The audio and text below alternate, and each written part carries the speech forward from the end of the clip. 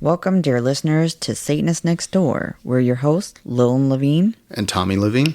Whether you're an open-minded, curious onlooker or a fellow Satanist seeking camaraderie, our goal is to share our personal experiences and delve into the intricate tapestry of Satanism in our daily lives, occasionally inviting other guests to share their unique perspectives, leaving no pentagram unturned.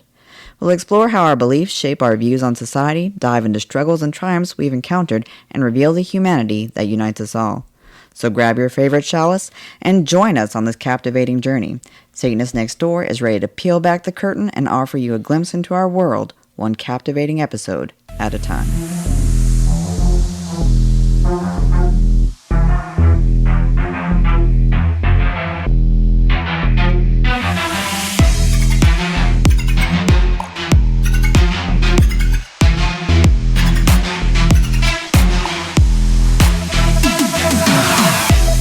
Hello and welcome to another episode of Satanist Next Door. Today we are going to be discussing something that many of you have probably noticed circulating around, a collection of statements and open letters known as Victory is a Spirit.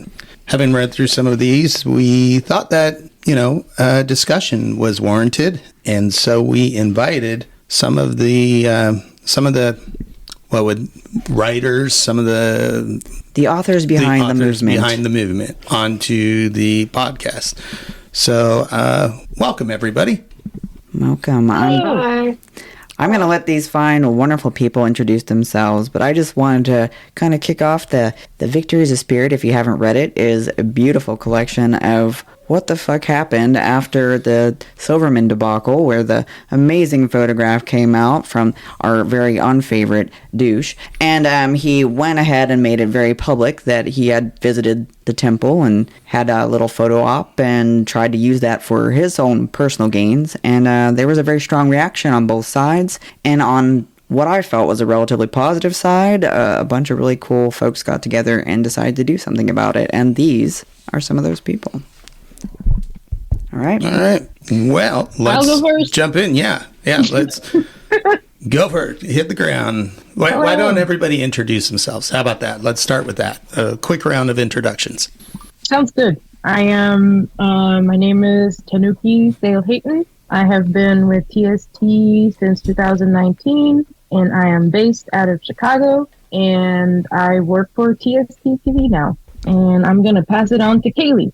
Oh, that's helpful. I'll do a little popcorn. Hi, I'm Kaelea K. I've been with TST since 2019, with ministry, a couple of other things here and there. But I'm just a regular person, so I don't I don't know how much more I can add. But yeah, I will pass it on to Murphy. Hi, I'm Murphy Fawkes. I've been with TST since 2018 or 2019. I'm not really good with years. Times just fly these days. But for a couple years. And I've written an article for Free Inquiry magazine defending TST. And I do my best to support the community. But other than that, I'm pretty much a nobody. And I will pass it to Lilith. Murphy, you're not a nobody. Thank you. I'm telling you. You're definitely somebody who makes a difference. So, but yes. Well, thank you very much from Tommy and Lilin for having me on. My name is Lilith Starr. I started the Satanic Temple, Washington, way back in 2014. So I've been with the org for 9 years now, and I published a couple books on Satanism. One was called The Happy Satanist, and then my latest one is Compassionate Satanism, which takes a pretty in-depth look at actual satanic practice as we practice it in the Satanic Temple. So, and I'm spokesperson for TST Washington now also. So, yeah, I've been here a minute. Awesome. Well, welcome, everybody, and thank you for this very needed and welcome conversation. Thank you. And there are a lot of other people that contributed to the letter as well, and I just want to give them props because it wasn't easy. I think a lot of people were scared to do it, so all of their voices matter, too. Awesome. Yeah, definitely anybody that, contributed, give a round of applause or thank you or whatnot. So how do we want to get this started? One of y'all want to sort of, give an opening statement? Yep, I can kick us off. Let's go. All right. Whew. This peril belongs to all Middle-earth. They must decide now how to end it. We're at a critical moment in time, and the election year ahead of us could really change life as we know it. We must ensure our religious rights are secured and exercised before they are completely eroded. Now more than ever, we cannot afford to self-destruct. Until now, we felt that questioning the tactics and responses of TST's middle management would result in us being further excluded and denied opportunities for growth within the organization. Today, we feel that not voicing our concerns makes us complicit in allowing TST middle management to brush under the rug not only the most recent purity spiral featured on the Atlantic, but also the abundant history of other similar meltdowns with little to no accountability, nor a promise to find better ways to resolve conflict that don't result in communities being torn apart or community members being ostracized for disagreeing with a viewpoint. We're gathered at this hour to reflect, to hold ourselves accountable, to figure out a path forward for all of us so that we can get to work. Our victory, when we stand together, is a triumphant spirit. Hail Satan. Hail Satan. Hail Satan. Hail Satan. All right. Well, I don't know how to follow that beautiful. up. That was well said. Here. Yeah. And I Even think, a snap. I think there was a few points in there that were really important. The first was that this picture thing that happened in the Atlantic, and yes, it's been a little while since it's happened, but it isn't the only time that a purity spiral like this has happened, which is the reason why the conversation in the letter started, kind of was put together. Is it's not a one-time deal. This seems to be a reoccurring pattern, and you all are looking for a way to have some, have people take accountability for their own actions and feelings and make some real changes, right? It's like Daenerys says, we want to break the wheel. Well, let's break that damn wheel. I would say we want to make a better wheel. Yeah. Don't just We break need to upgrade the wheel. We Yeah. need to upgrade the wheel. Yeah. Yeah, upgrade the- like The circus. Yeah, get some nice rims on it, spinners, Okay, different kind of. absolutely. I'm in the break the wheel camp. Break the wheel and have a mimosa. Okay. Yeah. I like this camp too. Well, I actually have orange juice and champagne downstairs, so mimosas were part of the weekend already planned. So Well, there we go. All right, I'll see you all bright and early. No. okay, podcast is done. Thanks.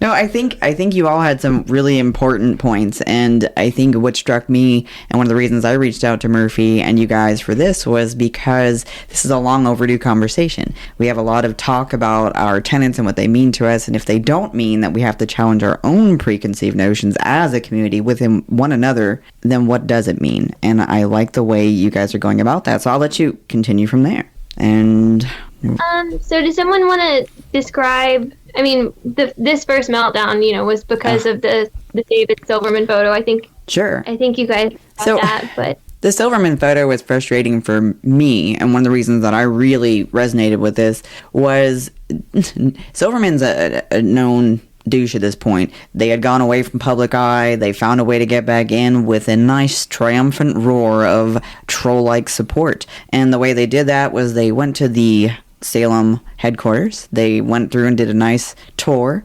Lucian at the time had known this individual from many years past as someone that was involved with the atheistic organization that they had met and spoke with him through, not really kept up with him much since. And then this photo goes out on Silverman's account, and then things begin to go to shit. And what do I mean by that? Well, a bunch of people decided to fracture and use this as a way to scream and cry about how their rights weren't being met and their needs weren't being met, and they felt like it was unfair and Lucian didn't care about them and we should try to be everything to everybody. And it was something I'd seen in the past, but this was at a grand scale. So I was very frustrated. I understood from individuals in the trans community, because of all the hate that had been going on throughout the United States, especially through laws and things, why some were very hurt by what they saw, and some of the reactions that were up front. I obviously understand why there was some knee-jerk reactions within that community. It was warranted. But then when you have time to sit and think and realized this wasn't from Lucian. It didn't come from them directly. And not because I think Lucian walks on water, because he doesn't, and he definitely does things I don't agree with, but this was one of the dumber reasons to point fingers at him and say he doesn't care when he's been out there for many aspects of the community, including the trans community. Yeah, and I think I've always equated it to, well, one, Lucian didn't post the picture. It would have been maybe a little bit different had Lucian posted the picture and then put a long paragraph about how him and David went out, had lunch, talked to each other, talked shit about, whatever community, and then went out from there. But that's not what happened. And if, let's say, Ted Cruz decided to go to Salem and take a tour and then said, hey, Lucian, will you take a picture with me and throw the horns? Lucian would probably stand there and throw the horns, and nobody would need Lucian to say, oh, by the way, I don't agree with Ted Cruz's politics. And so to me, it was really that simple, so he took a picture with somebody. Okay, let's move on. I mean, so that's kind of the way I looked at it. Yeah, and like I said, the initial response, I got it. But if you had time to sit and think about it and actually look at what happened, and nobody seemed to be wanting to do that. And the few that did, like you guys, were kind of pushed aside as, well, you're just not looking at the bigger picture. And I think the way you guys approached it and what you are looking at is, in fact, the bigger picture. Yeah. I had a whole process. Like, it came out, the picture came out, and I saw the reactions first. It just went on. And the reactions, I didn't really think about the whole picture because a lot of the reactions were from people I really respect, that I've worked with for years, that are in leadership positions. And they all talked about, how harmful this was to the trans community. And you hit the nail on the head. Like, trans people do have a fuck ton of bullshit that they have to deal with. So I'm sure it could have, when you think about it without really pondering it through, it's like, yeah, that I see where people could be upset. What would it cost Lucian to just, say, oh, I'm sorry, I am in support of trans rights. And I saw calls for the tenants, those two tenants, 6 and 7, or 7, and basically, like, he made a mistake, he's fallible, he should do what he can to rectify the situation. But instead of that happening, Lucian got more and more mad. And his responses to people like that were earnestly seeking an answer on like how to process this, I guess, he was really snarky and angry. And I only saw one person who's been here in leadership for a very long time who knows Lucian post as to why, like, he understood the snark, because Lucian's like that way, and he gets really mad if he feels people are trying to force him to do something that he shouldn't. And what changed my mind really was reading Lucian's take on the matter and realizing that the reason he was so angry about all these calls to make an apology is that he thought the harm that was done was insignificant, or maybe even, to the harm that TST was working on dismantling right now, and that's the theocracy of our country, who are passing laws that target trans people very heavily, that, could force adults to detransition, that rob children of their ability to get gender care, and throw their parents in prison for child abuse if they do get that care they need. I'm sorry, there's just so much going on at our trans communities that I saw Lucian's point that if we spend all this agonized time and back and forth over a picture that he took with someone he barely knew then, certainly didn't know was a transphobe, because everything happened after they had known each other for a minute. And Lucian thought nothing of posing for a photograph, and that it was Silverman who used that photograph and posted it.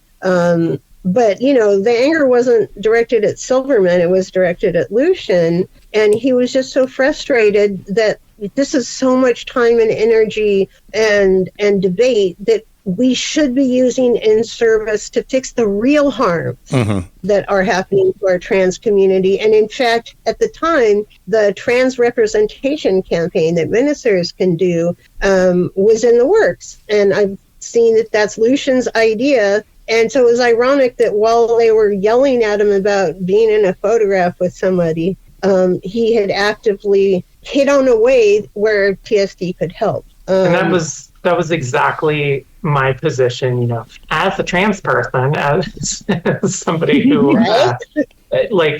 you know, and of course I can't speak for every single trans person, and, you know, I recognize, like y'all have said, the initial sort of knee-jerk reaction to that.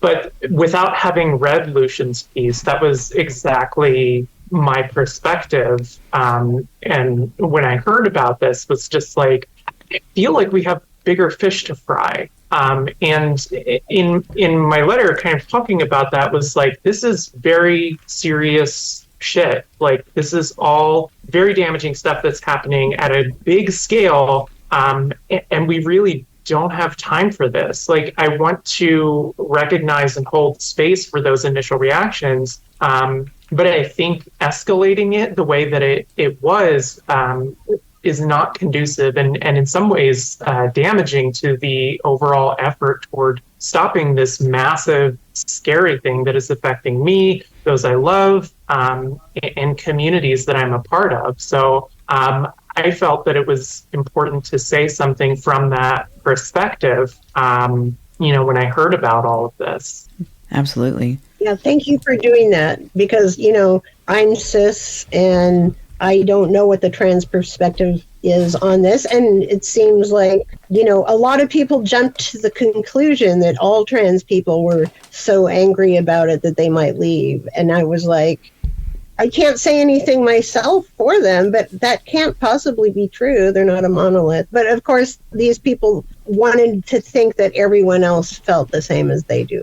They did. So thank you for speaking up. Yes. I think your voice among the letters was really, really valuable. And speaking of the letter, like, I had some moments that I wrestled with whether or not I should contribute. And I'm in, like, one of the most long-term, well-known positions in TST. Like, I know Lucian and Malcolm, you know, were sort of friends, you know, and just, like, I myself had to fear the witch hunt. And then I said, you know what? No, fuck that. I think these things are really important, and I'm going to put them out there. TST has a problem with conflict avoidance. And so, you know, we don't, and we have so much rejection in our backgrounds that we really fear rejection.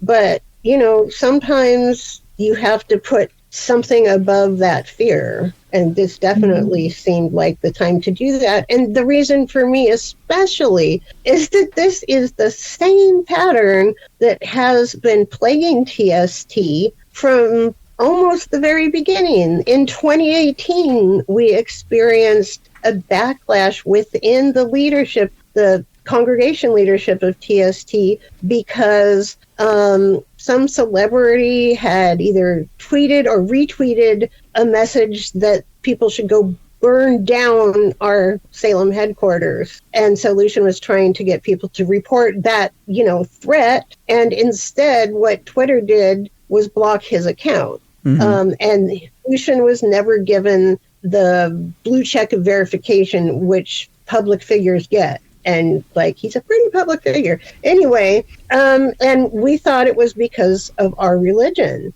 And so we wanted to sue Twitter over that, because that was a real threat of harm. And the only way that we could really get something out of them was to point out Lucian's lack of a blue check. And a renowned constitutional free speech absolutist lawyer offered to represent us pro bono, and Lucian was like, yes, please, because contrary to what people think, we're not rolling in dough. Like, these court cases cost a whole lot. And it turned out that the lawyer had represented some horrible groups like, you know, white supremacists and neo-Nazis, but he had also, like, represented the UCLA and the American Muslim Women's Association and very leftist causes. And somehow people lost their minds and thought that if a lawyer represents somebody who's terrible once, then that lawyer gets infected and impure.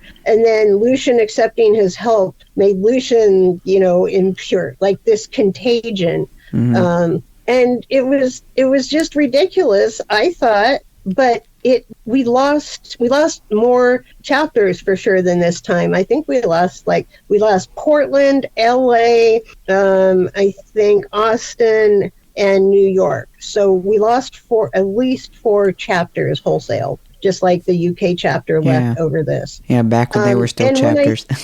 Right. And when I think about what harm was done by using the lawyer, there isn't any. And compared to the harm of those 4 chapters leaving our org and ceasing to fight with us for these really important harms, to stop them, there's just no sense of proportion. Right. So I don't want to keep seeing that, because it happens it happened in our congregation, it happened in others, it happened in different years because of different reasons, but it's all the same pattern where there's no perspective taking and people get really emotional and upset over something that shouldn't cause them to leave a group that is fighting real harm that is being done. Right. And I'm tired of seeing that. Yeah, and the Constitution, sorry. No, you're fine. I'm sorry. For the Silverman photo, I'm just going to quote what The Atlantic said. There were calls for Greaves to apologize, to cede power, to reaffirm his support for trans rights. The Temple's British congregation announced within 3 weeks that all 41 of its members had voted to leave. They soon rebranded themselves as Satanists in the Wilderness. In the United States, the Temple Sober faction, which had been providing court-ordered sobriety programs for people who disliked the quasi-religious structure of Alcoholics Anonymous, also objected strongly to the picture. And so I want to make sure we say this, because Sober faction did not leave, but people's court-ordered recovery was interrupted because of a photograph. Mm-hmm. Yeah. People that were in a leadership position in Sober faction left, and it took TST a little while to, obviously replace those seats. So it interrupted people's court-ordered sobriety. Yeah. Not only that, I can't break anonymity, but I've seen at least one of my acquaintances in the satanic community relapse over it. Yeah. And then kind of drift. And, it's, as a former addict, I can tell you that, once you go back to the addiction, it can be really hard to come back to, the org that supported you, because there's a lot of shame. Not as much as NA lays on you, but oh yeah. It wasn't just for whether or not they go back to jail now, but it was also potentially life ruining, because you relapse once and it's not a given that you're gonna get out of that. So. Yeah, so in my opinion, the overreaction to the photo absolutely caused real harm. Oh yeah. But the photo itself caused no harm. Right. Should have caused no harm. I would agree with you. And back to the lawyer thing that you were talking about, it just seems like there's this lack of understanding of how certain occupations work. Right. Well, because the Constitution applies to all people. Whether or not we like them is irrelevant to the fact that the Constitution still applies to their right to a point to speak about what they firmly believe. Whether or not we think that some of those opinions are horrible and fair to say, they still have the right to have them. Right. And that's the lawyer's job. A lawyer's job isn't to judge their client. Their job is to uphold the law. Did this person, was one of their rights taken away from them? Yes or no? And that's their job, is to fight that, not to say, oh, well, I'm not going to take you as a client because I don't like blue hair, right. And you've got blue hair. It's so much less about the lawyer or David Silverman or any of these people, and much more, are we adults in the room, and who's doing this work and who's involved in this work? And I think that's what you guys really touched on here. I think so one of the reasons why I decided to basically go down this path of saying something was because I realized that I was afraid of speaking up about it. Mm-hmm. But I also realized that this is a pattern and this is something that, like, this is not sustainable. Mm-hmm. Period, point blank. I don't know how people have been able to do this over and over and over. You know, this just cannot continue. We have so much, like, what I'm trying to say is that I essentially realized that I was afraid, and I looked at the big picture and realized, hey, I have to deal with this fear. I have to be an adult. I have to work through this, and I have to figure out how to do something about this, even if it means that I'm ostracized from the community, because this is bigger than me and my social anxiety and whatever the fuck I was afraid of. It's bigger than me. It's bigger than all of us. Like, this is literally for the future of our community, so that we can just stop doing this shit and be a true community that builds each other up, and that so that we're not fucking falling apart and picking friends and picking sides and all this shit. I'm fucking tired of that shit. I'm tired of that shit. And yeah, so it's just like, if, you know, if I guess, like, if I'm gonna burn the bridge, I'm gonna burn the bridge by saying we need to do better, and we can do better, because everybody is fucking amazing, and we could do so much fucking awesome shit if we can get over this. But we first have to face it. We have to acknowledge it. We have to just be real about the shit. Like Lilith was saying, like, this shit goes way back. I didn't even know about the details of this. I've heard about it, but I didn't know the details. And it's just like, you mean to tell me that it's literally the same thing? It's like, come on, y'all. We are grown as hell. We have to confront this, and we have to fix it. Like, there's just no other way around this. Yeah. Right. And I think it's really important for us to also recognize that there is a whole bunch of ego wrapped up in these patterns. Mm-hmm. Like, they're not doing this. I mean, they say that they, you know, are trying to change us for the better or whatever. But what's really happening is that they sense that there's an opening for them. And I'm not talking about every single person who posted this stuff, but like, you know, some of the people that left and took their whole, like, subgroup with them, they see it as a possible inroad to get a whole bunch of people on their side to basically defect with them, and then they get to be the leader. Mm-hmm. And that's how I've seen stuff happen again and again, especially within our own congregation. We had a series of 3 leaders that were authoritarians, and, you know, that they took power right after the big anarchist group had tried to take power and had left and stolen the congregation's, you know, intellectual property that we'd worked on for 8 years at that point, 5 years. Anyway, you know, this isn't just a matter of real versus imagined harm and, like, reaction versus overreaction.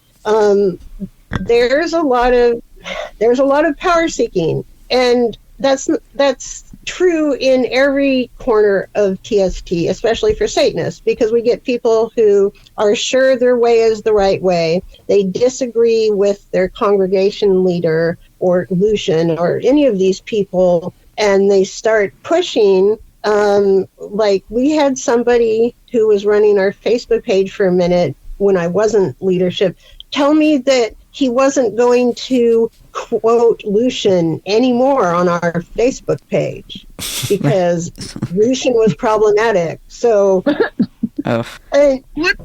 yeah. I mean, yeah, I just had a what the fuck moment. So, yeah, I think that people are often looking for opportunities to launch themselves into the satanic spotlight. And I honestly think the Atlantic article, if we don't learn to break the cycle, is just a dog whistle for any opportunistic narcissist. They learned from this article, I just have to come in, get a couple people to like me, then complain about all this shit, and I can leave and people will follow me. Mm-hmm. It's, you know, it's a blueprint at this point if we don't stop it. Right. I will say, like, in earnest, you know, I have this suspicion that if you're trans and you're online, because the world is so scary right now. And part of the reason why I took a break from social media was because the way that it's structured is to amplify everything negative. And that could be infighting amongst your friends. So, oh, I'm having a feud with so-and-so, and you can't talk to so-and-so without angering so-and-so and all of this. So that was part of the reason I took a break. But another was one that I think, for me, explains the tendency toward overstating harm, which was that when you're on Twitter and you're refreshing your timeline and you see, Matt Walsh or J.K. Rowling tweets at the top of your timeline, which was increasingly common for me, and news sites saying like, oh, this new bill just passed and now there's a bunch of people who can't get their hormones in Tennessee. Like, the whole world starts to look terrifying. And I think that has caused us as a community, whether that's Satanists or trans folks or trans Satanists, to see harm or the potential for harm everywhere. It's always hiding behind a corner about to get you. Exactly. And you there's that very human urge to try and preempt it. So I think, if we look at it between folks who are trying to seize power, I do also think there's a segment of people who are earnestly scared. And that makes a lot of sense to me. Because when I unplugged, when I did the fabled touching of the grass, there was a period of time where I went out, like, I was so, nervous when other people would glance at me, like just walking down the street. And after I'd spent some time touching the fabled grass, I felt better and like talked to people more and felt more like, wow, maybe things are not as bad. And I think that for me makes the most sense as to why we have a tendency to overstate harm, because that brings me to privilege. Like, the harm that could possibly like physically be caused by a photograph is nowhere near the harm that is faced by, the 20 some odd trans folks who were murdered this year. It's nowhere near the harm faced by trans people of color, or trans kids in, these 22 states that have bans on gender affirming care now. Those laws that were just passed this year are doing very real harm. And I think that this serves as a distraction. Our tendency toward overstating online harm pushes us away from a very unified opponent who is getting shit done, really scary shit. So I understand it. And I think, seeing it from that lens too, and trying to have some level of empathy and compassion, while also being like, we can do better. We can apply a more abundant mindset to this and say, let's look at the bigger picture and focus on the work that really needs to be getting done, which, by the way, a lot of people are doing. I think one of the reactions to my sort of portion of the letter was like, people are doing this. It's just not something that we see or is talked about. A lot of people are working very hard on this behind the scenes. And I think that's also important for not just me to remember, but for folks who understandably have that knee-jerk reaction to be like, well, TST is not doing enough for trans people or so-and-so. It's a hard fight. And I recognize that there are people doing that work. And I think if we focus on that and put ourselves to work as well, we'll see a lot more progress. Absolutely. Absolutely. I mean, Kaylee, I can't tell you how many people I hear talk exactly the same as what you're doing. There's so many horrible things. There's so many things I can't go out. I can't be myself. I can't. And in states like Texas, which is not the only. I mean, we've got Florida. We've got many that are doing things right now that are a definite risk to life and liberty that all people, especially trans people, should have. The same rights and liberty that everyone else should have the right to. But our people, minority communities, our trans communities, all these communities are being very actually affected. And here we are with the outrage virus that I believe, Murphy, you really talked about that in a really well, when you said, it spreads, it's contagious. It just seems to overtake us, and we kind of let it have a life of its own. Yeah, if it's okay with you, can I just walk through like the timeline? Yeah, absolutely. All of these events and how we got to the point where like, okay, we have to write this letter. Yeah, please. Because it wasn't an immediate knee-jerk reaction. People weren't mad about this, and we weren't like, oh my God, we have to write a letter. There were plenty of steps along the way that made us feel this way. So beginning in June, when it initially happened, and I was seeing all of this social media contagion spreading like wildfire, my first step was to reach out to Kaylee, because I was like, hey, can you explain this to me? Make sure because I was like, why is this happening? We need to calm down. But maybe we shouldn't. I need to ask a trans person who has this experience. And Kaylee's also she happens to be one of the most amazing people I know. And she's a great professional. And she's got such a solid grasp on reality that, Kaylee can explain things to me. Most times. And this was something, I just want to clarify too, this was something that I had offered to you to be like, talk to me about it. That's something that we do fairly regularly, is talk about these things, because I think the response to that would be like, oh, I shouldn't have to educate you, or like you shouldn't, all of that stuff like that. But this was definitely something that I wanted to do, and I think that was a great step. Thank you. Yeah, and she helped me understand it, and then after that, my next step was to have a couple one-on-one and small group discussions with leaders that I saw acting like this was the end of the world. And honestly, the conclusion that I had after talking to all these people and really sitting down and trying to understand why they did what they did, many of them weren't doing it because they genuinely believed that the photo was harmful. They were doing it specifically for the optics, because they felt this trap. They felt like if they didn't condemn the photograph and didn't condemn Lucian, that they weren't being a good ally to trans people in our community. And conversely, they felt like if they said, hey, maybe we should take a step back and calm down, that they would be labeled transphobic, which they didn't want. And so that was hard for me to process. I was like, okay, but I get it. I don't necessarily like it, but I understand. But then I was witnessing middle management and people with the authority to speak on TST's behalf joining the outrage mob and handing pitchforks out. So I decided, simplest thing to do. I've had all these conversations. I feel like I know what I think. So I tweeted my opinion, which was basically, cooties aren't real. You're choosing to be upset over a photograph. Grow up. And immediately my DMs were flooded with people thanking me for saying anything, saying they were too scared to speak up. Some of them were even too scared to like my tweet. And, I was like, what the fuck? Are y'all serious? We're Satanists. Why do so many people care more about optics than doing what's right? What's going on here? So, I don't know. By the end of June, my conclusion was that an apology or a placating statement would be a huge misstep. And I also, at that point, I think it would be flat out embarrassing, because essentially what we're saying is that Satanists can't handle a photograph of their spokesperson with someone they dislike and disagree with, while simultaneously we're all demanding that evangelical Christians accept our satanic monuments in their state houses. Mm-hmm. And obviously, I know the difference between public and private spaces, but I think we need to live those principles and not be hypocrites. Mm-hmm. But exactly. I agree. It pretty much died down, and then, it was September, and on a Thursday in September, we went to Indiana to assert our religious right to equal participation in public forums, and we were listening to Satanic Planet play. And when you're in a building and people know that Lucian Greaves is there, and you're doing you're standing up for your religious rights, you don't necessarily feel safe. We kind of felt like sitting down. We're trying to enjoy the music. I was filming, and you could tell from the film that I was shaking, and I was trying not to.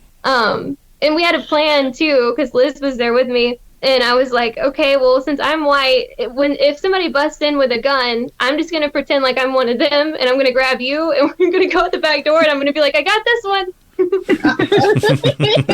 This one's mine. We were going to be okay, and that was just a really... That shit was scary. I'm sorry.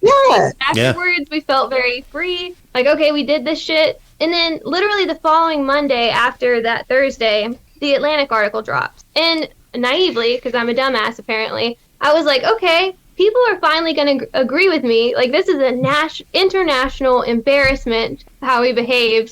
Things are going to change now. I'm going to see accountability. And for the most part, I only saw trivial complaints about how the article talked about our orgy policy. I saw people trying to blame the author, saying that she's transphobic. I didn't see, which I found out later that there were some, but I did not see anyone who was in leadership saying, yes, we embarrassed ourselves. Besides Stephen Bradford Long, who was doing that from the beginning. I love him. He's the best. So, at that point, I'm like, why don't we realize how bad this was? And obviously this is going to happen again. So I spoke to a few leaders, and I was surprised to hear that some of them did agree with me that it was handled poorly. But they told me that they were requested specifically not to quote unquote signal boost. And that honestly really pissed me off, because I'm like, if you're going to publicly set a bad example, you need to publicly set a good example. Mm-hmm. Yep. Mm-hmm. And so at that point, I was like, if they don't care when this shit is headline news, it's an international embarrassment, maybe they'll wake the fuck up if we hold up a mirror and call them out. So that's when we first started talking about how and what we could do or say instead of remaining silent. And like the gist of that is, since TST's inception, TST as a whole, thankfully due to Lucian and Malcolm and their long-term vision and leadership, has preferenced principles over optics. And that's why I've consistently supported TST. TST has consistently practiced institutional neutrality, and we've stuck to our core liberal democratic values. Not deviating from them due to mob harassment internally, and any of the other instances, and this one, is undoubtedly saving us and preserving our credibility now, while we're under attack from some of the highest placed politicians. So we cannot and will not fuck around when it comes to our principles. The stakes are too high. Mm-hmm. Mm-hmm. So then on October 7th, we started this initiative, and we emailed it, because the link was, when people added their letters, the link was updated, and we emailed it to EM.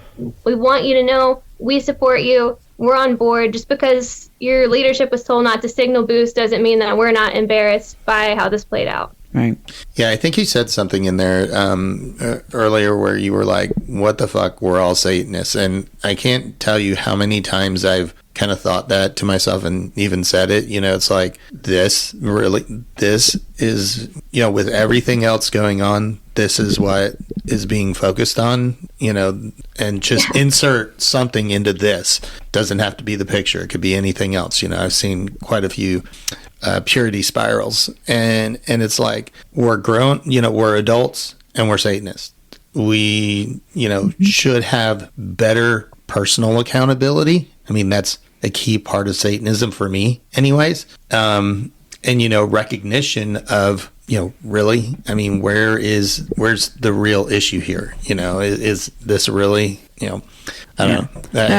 I think it was also important because a few of you have talked about, I'm afraid. I felt afraid to say things. I felt afraid of being ostracized, kicked out, removed. And that to me is terrifying, because we are an organization who is built on being a collection of others. We are all people who have been othered by society in one facet or another, and we know better. We know better than anybody that this is not acceptable. And if we can't look at ourselves and deal with our own shit, we have a lot bigger problems. And, Murphy, you talked about how you guys were out at this event. Our lives are on the line every time we do something publicly, and that shouldn't even be a reality. Yeah. How are we fighting with each other when our lives are at risk just for living our true, genuine lives? Whether you're a trans person, a Satanist, LGBTQ at all, a minority in many states, your life is at risk simply for existing. That's where we should be focused. Yeah. That's a really important part. I kind of don't want to address this because it doesn't genuinely bother me, but just because it's been said,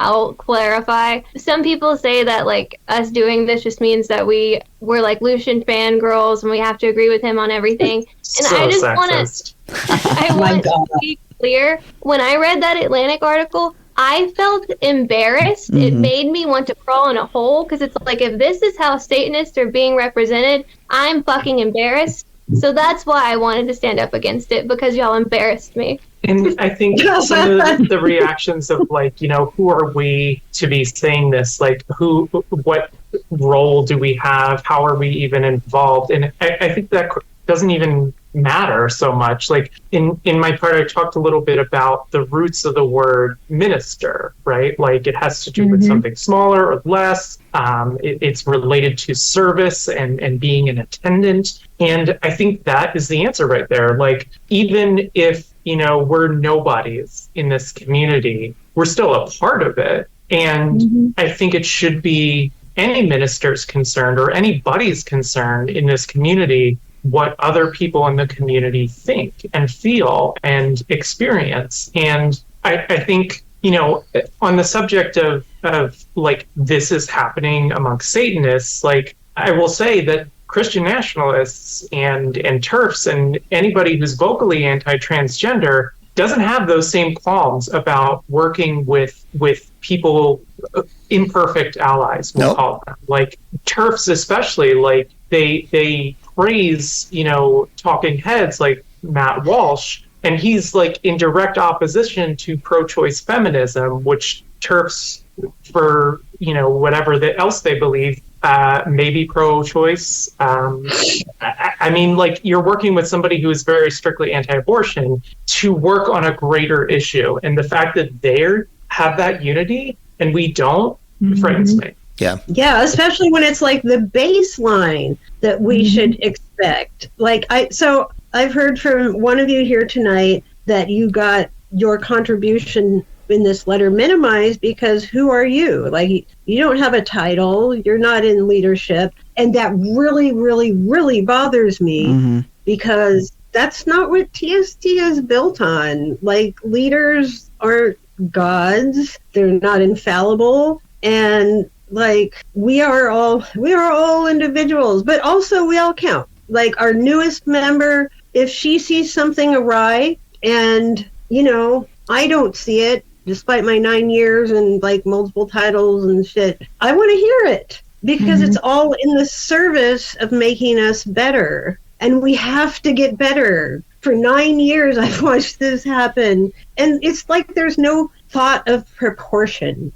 So over the years, like, TST is not perfect at all. The first year I was trying to build one of the first chapters, Jex was supposed to be managing us, the chapters, just disappeared. So we would go for like 8 months without hearing back from Lucian or Malcolm because we had to work directly with them to get approval on any of our projects.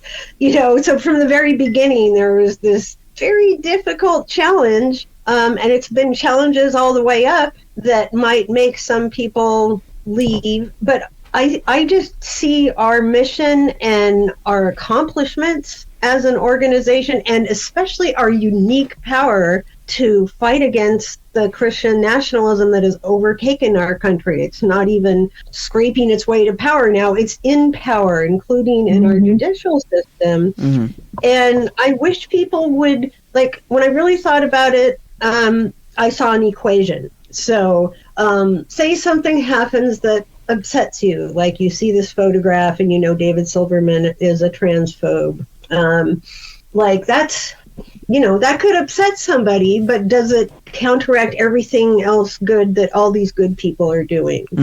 And you have cooties that Lucian got, and now suddenly he feels the same. That's not how it works. Well, and consider like the alternative, right? When somebody is being criticized, I think it's important to look at the, okay, what should I have done piece. And the question for me, I think really early on was like, how do you deal with that? Do you have to like check everything that everybody's ever written before they walk in the door? Some people say, no, that's crazy. He should have just apologized. Well, why? Like, for what? And then that gets us into that. Like, if you can't answer that first part of the question, then what exactly are you asking for an apology for? And then it's just ongoing there was apologies. No mistake made, right? Yeah, and then it's just every time something happens, there's an apology. Oh, we need an apology for this. We need an apology for that. And then your job becomes issuing apologies and not doing any work. Yeah. Exactly. Right. The Atlantic article had one bright spot, and it talked about how all these other, like the ACLU and other really leftist, like Planned Parenthood organizations, have had this same problem where elements within it force them to continue making these statements, and they do, and it's a lot of work and prevents them from working. But I think near the end of the article, the writer actually said, Lucian is the only one who has said no. And that's satanic as fuck. And I thought that should be celebrated. I'm like, this is a good thing. It shows that we're principled. Right? It's like a roadmap. I mean, I was really surprised more people weren't just aghast and embarrassed and oh shit, we got to do better once that article came out. luckily I did see several people, and like my campaign manager from when I was running the chapter is very keen and astute on watching the news and like the themes for us, and he sent me a link to that article first before I saw it on social media and said, this is terrible, you guys need to change your internal culture. And I saw I think one or two ministers saying that, but I mean, when you talk about contagion, a witch hunt is a contagion. And especially in these days, again, we're Satanists. We shouldn't have to be afraid to say what we see or what we feel. Yeah, and another criticism of the fact that, we went about it this way, we wrote the letters, is that we were, I've been told, well, we have committees for that, and it was done, it was handled, it was put to bed, there was no need to rehash this. And I'm just thinking, okay, well, if that's true, why, when the Atlantic article came out, why wasn't it the standard reaction if we really learned our lesson to be like, let's point out the lesson learned here instead of attacking the author? I don't think anyone learned it. So that's why I wanted to try to teach it. Yeah, I mean, and I still see an occasional comment here or there on other subjects, where people will ask Lucian to step down or something like that. Or, you hear whispers of people are upset about something else. And it's kind of ironic that this podcast, came together, because I was thinking of putting a podcast now that we're coming into the beginning of a new year, basically saying, if you even have an inkling or a feeling like you're going to have a public temper tantrum and leave in 2024, just do it now. Make that, make that our new year. Make that leap now. Just do it now.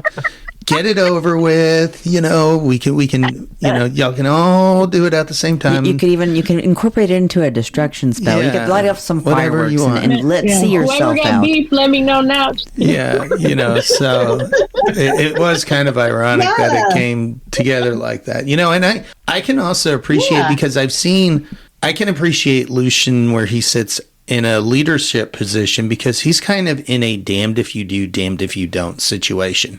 If Lucian doesn't say something, then the feedback is, you're not talking enough about whatever community here. Because violence is violence. Yeah, because they feel like TST should be, and it's in political advocate, instead of a religion. The other part is, if Lucian says something, then it's, you're not same community here, sit down and shut up, and so it's like he's in a no-win situation. So I can appreciate that, and just because I try and be a really good ally, and there's times that I'm like, I come across something, I'm like, I should post on this, but I don't know if I should or not, because am I going to get torn apart for giving my, And there's a couple of things, I mean, from my perspective, because I am in congregation leadership, and it was always difficult for me because you're responsible for every single person within your congregation, and it's a variety of people. There are many type of people that are involved, from allies up, and they're all people who matter to me and to many of the other congregation heads I know. So when people are angry about things that aren't happening, I ask, well, what are we doing? We are the people that help to further this, to lead this, to put these things out there and championing it. And I don't see a ton of people, and I'll say it just blatant, Trans-Satanic Alliance is a thing. Trans-Satanic exists. They've been trying to get people to join them. They have membership open. They have a lot of things they're trying to accomplish, from donations and membership opportunities. And that's a thing everyone can do. And I don't hear them shouting that from the rooftop. But if they did something wrong, I guarantee that there would be a loud megaphone just pushing that out there. And that's a problem that we have to address. Yeah, I think in the first part of the letter, not like my statement, but just the general letter, we wrote something like, if you're so upset about a photograph, if this photograph can make you feel like all of TST is transphobic, perhaps you're not doing enough to cultivate the optics that you want to see in the world. Instead of blaming Lucian and Malcolm that TST seems transphobic, maybe we should go to those specific campaigns that are dedicated where that's their job and help them cultivate the optics we want to see in the world. Exactly. One of the biggest do something. Revelations for me was, like, as a person on a personal growth scale, was this concept of abundance mindset that I will go and talk for another hour about how I believe in it and what it means and all that. But the basic idea is that when we change our mindset from a scarcity mindset, which is, I only have so much energy, or everything's a threat, or like I have to kind of protect me or my community or my space from all of these bad things, you tend to lash out more. You tend to be more aggressive, and you tend to have this loathing of yourself, your life, and the people in it. But when we switch that to, I have plenty of energy, I have plenty of opportunity, that just opened so many doors for me. And it allowed me to stop focusing on like, wow, I've had a really shitty life up until this point and I'm not happy, so I'm going to be angry about that. And I'm going to see everything that's out to get me as, proof and validation for how I feel. Instead, it's like, wow, I want to make sure that doesn't happen to somebody else again. Mm-hmm. I'm going to use this as an opportunity to, change everything about my life to make it so that that's my cause, that's my feeling. And I think if we take that approach, even in areas that we're not too fond of, or like, we're like, ooh, that's maybe not so good, seeing it as an opportunity is so much healthier. Mm-hmm. Like, yeah. TST is not doing enough for trans rights. Okay, I'm going to look at that and say, wow, this is so exciting. That means that there are opportunities for us to do so much more. Instead of blaming, like the one cis person at the top for not doing it for you. Yeah. I mean, that seems to me the most unsatanic thing ever, is to be like, fix it for me. Like, no, we're Satanists, we get shit done. I mean, right. The queer activists of the AIDS crisis did not ask for anybody from any organization to do things for them. And I think the reason I bring that example up is because, I think when we look at queer activism throughout history, one of the most amazing things is how varied it has been, how organized it has been, all of the different forms that it's taken. All predating social media, and I promise I'll stop slamming social media at some point during this conversation. But stop posting in Touch Grass 2024. Kaelea, I could listen to you talk for 5 hours. You're good. I think so. Yeah. What we have to do now is figure out what is our part here, and how do we change this from outrage to action, and do what Kaylee said about making this an opportunity of abundance instead of the overwhelming thing that it feels like right now. Right, and how everyone in TST can help, and we're not putting it all on one or two people at the top. It's how can folks, you can't unfounder something. Just putting it out there. Yeah. Yeah. For real. Also, sorry. Before we move on to the solutions, I do want to say that people can pin their shit on Lucian all the time and hate on him, but they don't seem to know how lucky we are to have a leader like that. Not just that he can go on Fawkes and run around Tucker Carlson and Jesse Walters and Megyn Kelly in circles and make them go, but he is so articulate. But also, think about some of the religious leaders out there. Many of them, like in the Mormon and Christian and Catholic faith, they demand, it's all about them. They're a charismatic leader. Only they get to talk to God. Like Joel Osteen has 17 mansions and 20 private jets, and he's convinced his flock that he deserves all that. Mm-hmm. And there's so many dangers of a movement like that, because Church of Satan was that, and is still that, where the word of LaVey is now taken as gospel, which is kind of the opposite of what he wanted. But Church of Satan was Anton LaVey, and when he died, it just kind of fell into a shell of itself. And we won't have that problem because both Lucian and Malcolm, I've noticed from the very beginning, were very clear about it wasn't about them. They have declined every request for them to talk about their personal lives, their relationships, anything about them. And they have pushed and pushed and pushed whenever the media has tried to turn that on him. He has pushed it onto TST. And so, like, when you look at that and you look at what could have been, we got really, really lucky with somebody who deliberately, and this is something he told me, he deliberately doesn't want to be the whole movement, the charismatic leader. I mean, you know, those guys are crooks. Joel Osteen should go to jail for putting little old ladies in the poorhouse, you know, and here we have someone with principles and an extremely sharp mind that can do a great job, you know, speaking for us. And I think, you know, I'm totally fangirling here, but just when I think of the alternative, I think we're really lucky. Yeah, I'll pee your Cheerios a little bit and say I love Lucian for the things that he's been and put out there. Just as I appreciate what LaVey started and what we were able to build from what LaVey started, and so many before him, and so many that will hopefully come after.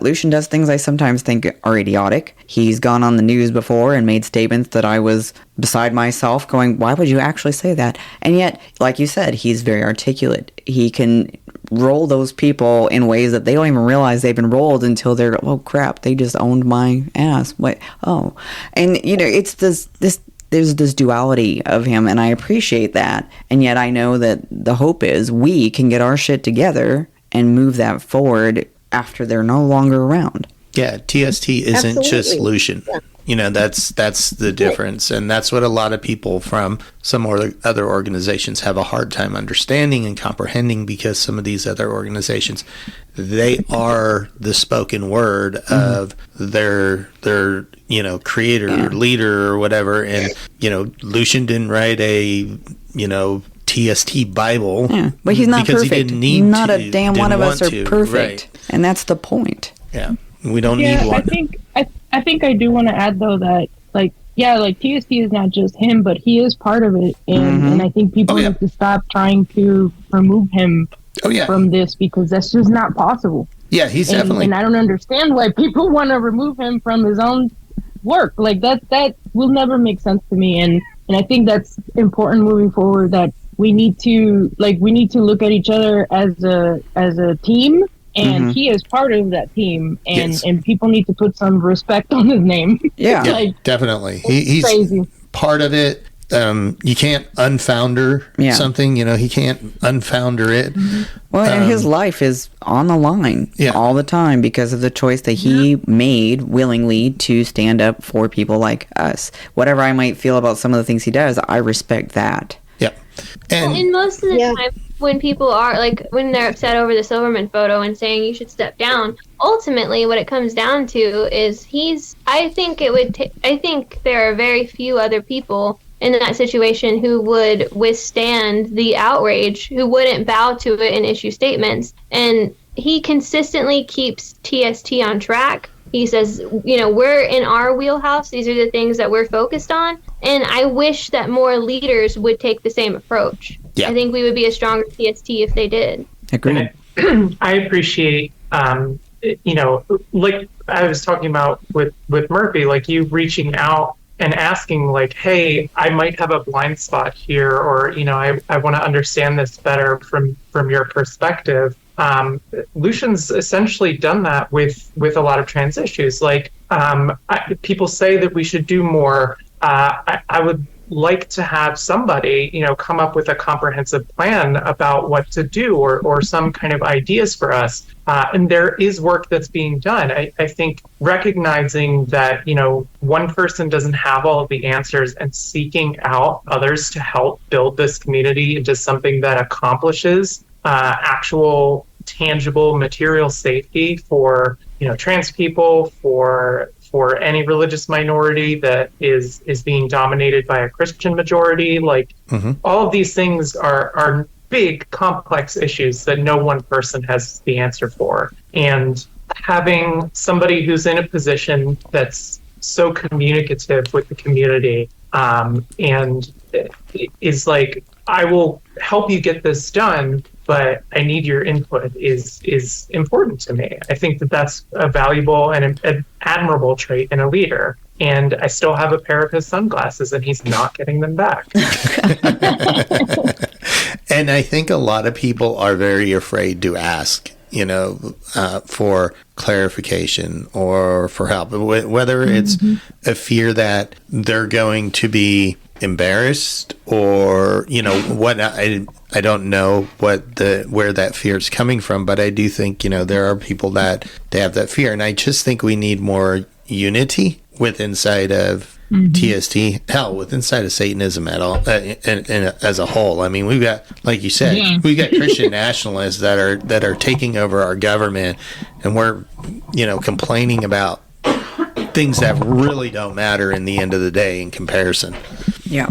Yeah, we reach for the pitchforks too quickly. Yeah. We're saying we should be able to have conversations and understand each other. We need to learn to de-escalate. That I think is the root of the solution to this, right? Is finding a way to have a conversation, distinguish, conflict from abuse. And I think, for me, the trans community has like this notion of trans joy or queer joy or LGBTQ joy. And I think we need 2024 is the year of satanic joy. I think, all my snarky, stop posting and touch grass aside, I think taking that abundant mindset and finding the positive in ourselves and in our peers and colleagues is going to be what gets us through what is going to be a terrifying year in the U.S., especially, well, not especially necessarily in a lot of places, but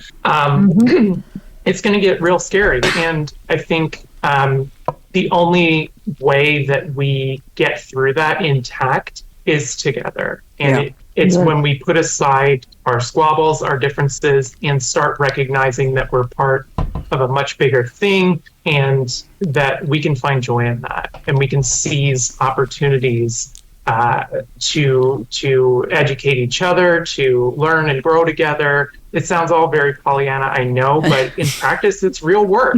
When I say get to work, I recognize that there are people that are actually doing material work, but I think it's also work on ourselves. It's also being able to say, I recognize that this is a little uncomfortable for me, and this feels, I'm having a knee-jerk reaction to this.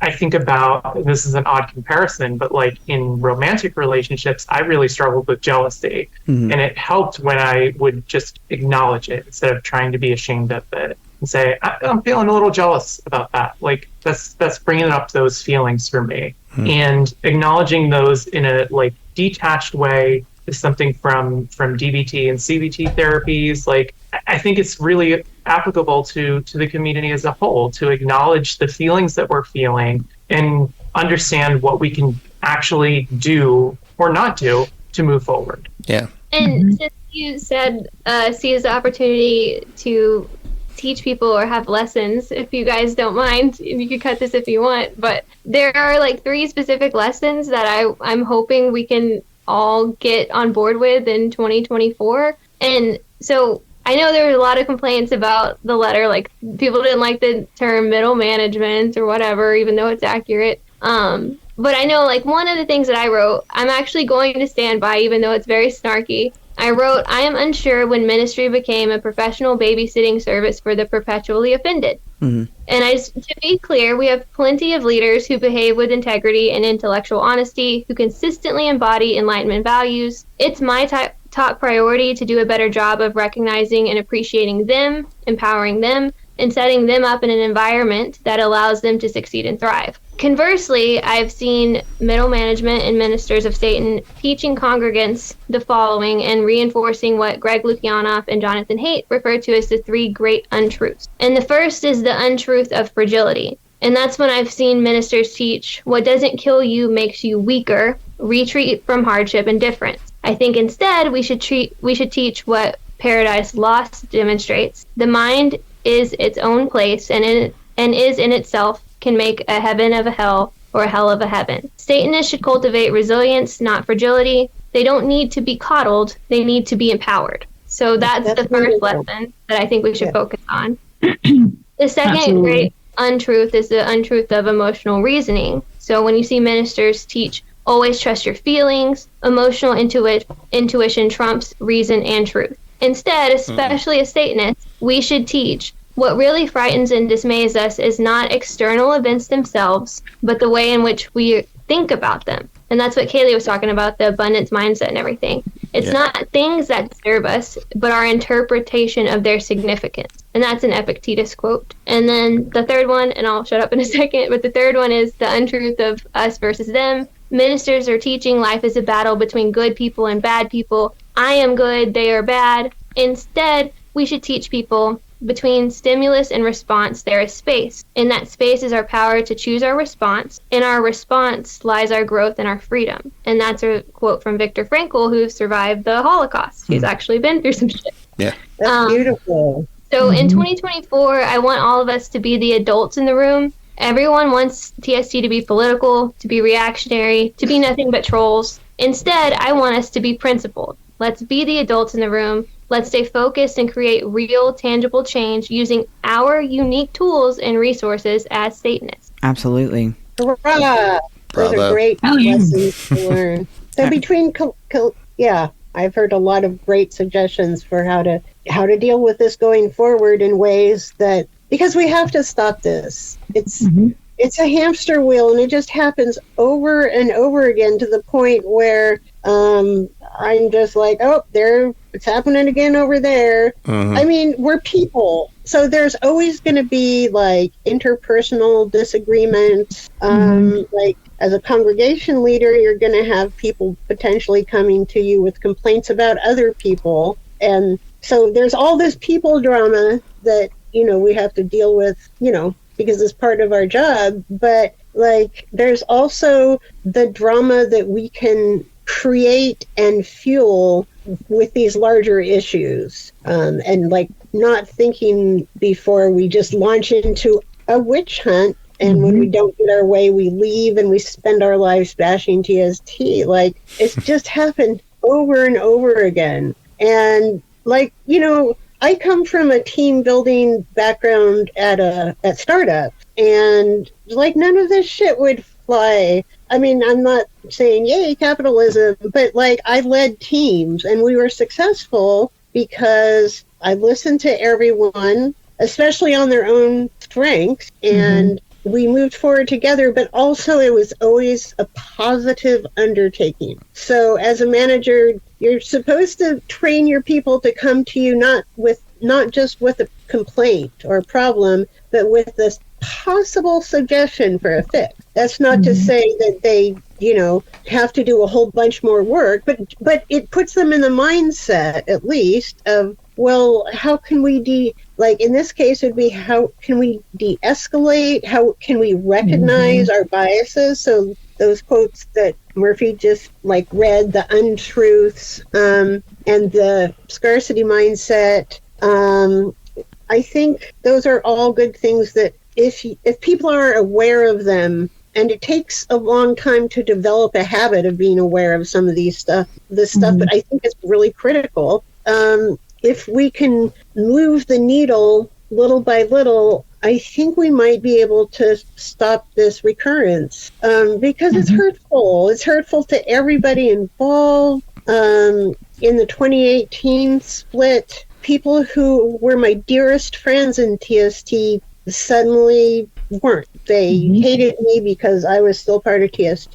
And it's just like, as all you have said, there are so many bigger fish to fry. And one more thing before I'm just going to stop talking after this. But so I have this equation that I wish people would use a little more often. Is what is bothering me greater than the good that TST is doing, should I leave or not, basically. So this year I was handed a decision that was extremely hard for me to take personally. I was personally upset. and I considered walking away after 8 years. And I even started kind of pulling back from my congregation. But then I saw firsthand how things changed, because I was part of a group and people became a little less productive and less enthusiastic. And I really had to think, yeah, I'm upset and, I think I've been wrong. But on the other hand, there's everything that TST does that is critical right now. And also there's tons of really good people in this community. And I've never met any other community like it, where I feel like I'm at home and people are genuinely trying to make a difference. And it's just that end of the scale is so much heavier that I was like, you know what, this upsets me personally, but in the grander scheme of things, I want to continue helping because we have a real shot at making change in a time, especially in the US, where it is absolutely critical, where we are looking at the end of our democracy and the rise of actual theocratic fascism. And, my little butthurt thing doesn't trump that at all. So anyway, do the equation. Yeah.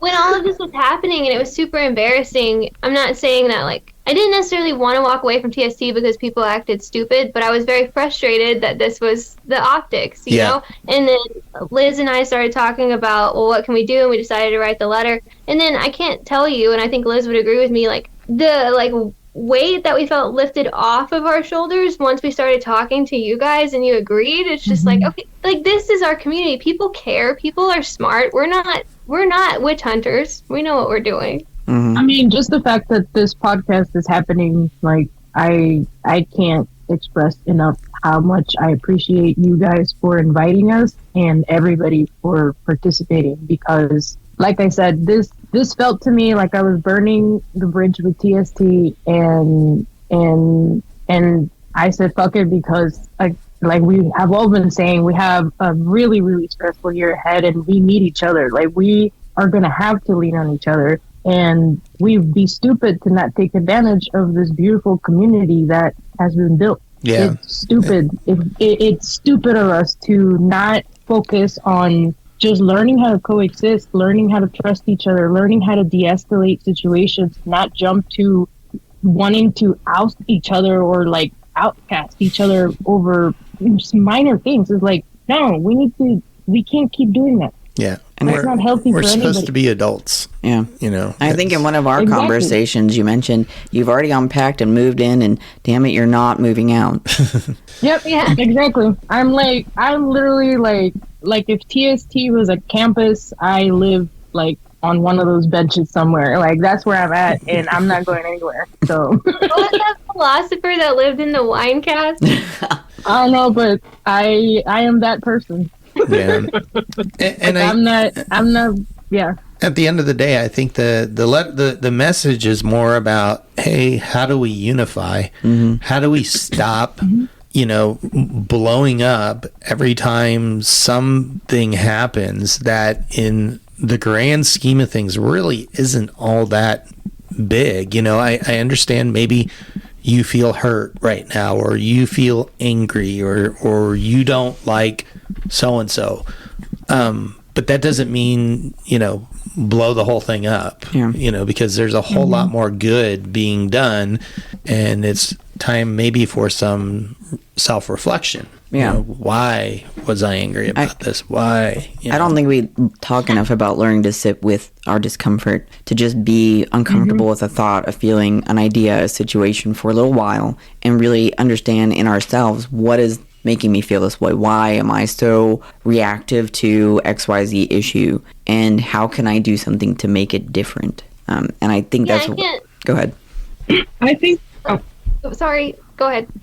I think ultimately we have to, I think the root cause of all of this is the fact that if you say the wrong thing, people are going to start a witch hunt against you, and you're going to be ousted out from the community. So it's we need to knock that shit off, out the gate. That needs to stop, because that is the reason why everybody's so oh my God, I can't say the wrong thing. And it's like, no, we need to be able to talk to each other, and we need to be able to have like the conversations that Murphy and Kaylee have, and we need to be able to just be like, bro, I don't know what the fuck is going on. Like, can you help me? Like that's what community is. Like, we need to be there for each other. We need to, like, it's not about, oh, I read more books and I know more than you and you should be embarrassed that you don't know. No. You need to elevate people, bring people up with you. Like, learn, and also people need to learn to let others do their thing even if they don't understand it. Like, I've always felt like there's always this sort of, like, I don't know, this strange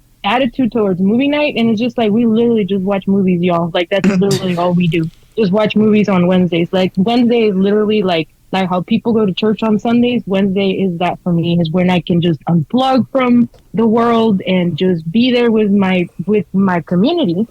And that's it. And so it's like, cool, even if you don't understand it, that's fine. But please just let us be. Like, right? I mean, we're Satanists, for fuck's sake. Yeah. Cool. You know, and there's something that gives me hope, and that's that I have seen within the ministry lately, discussions on how we can, like, create a tangible discussion series between us, where we practice holding difficult concepts in our mind and discussing, like, difficult, sensitive contact while still, like, not internalizing them, not having your emotions take over, and just to have that very open mind that you can acknowledge that someone else has a position and it's not just automatically stupid and you should be snarky and, you know, tear it down. But no, that person has good reasons for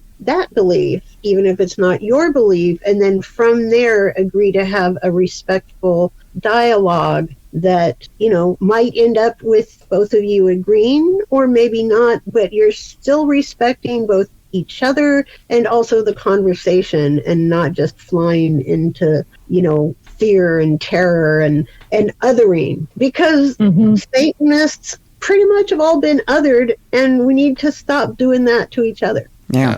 And I think, you know, it is a skill. It's something that needs practice. It really is. And, you know, I think to add on to that, it's also, you know, about understanding that when someone does an action, that's an action. And we have this tendency to project that onto other people. And, you know, turn that into something about the person's character, and then kind of extrapolate in this very, like, essentialist kind of way, like, well, this person, you know, is X, when instead we should be saying this person did Y.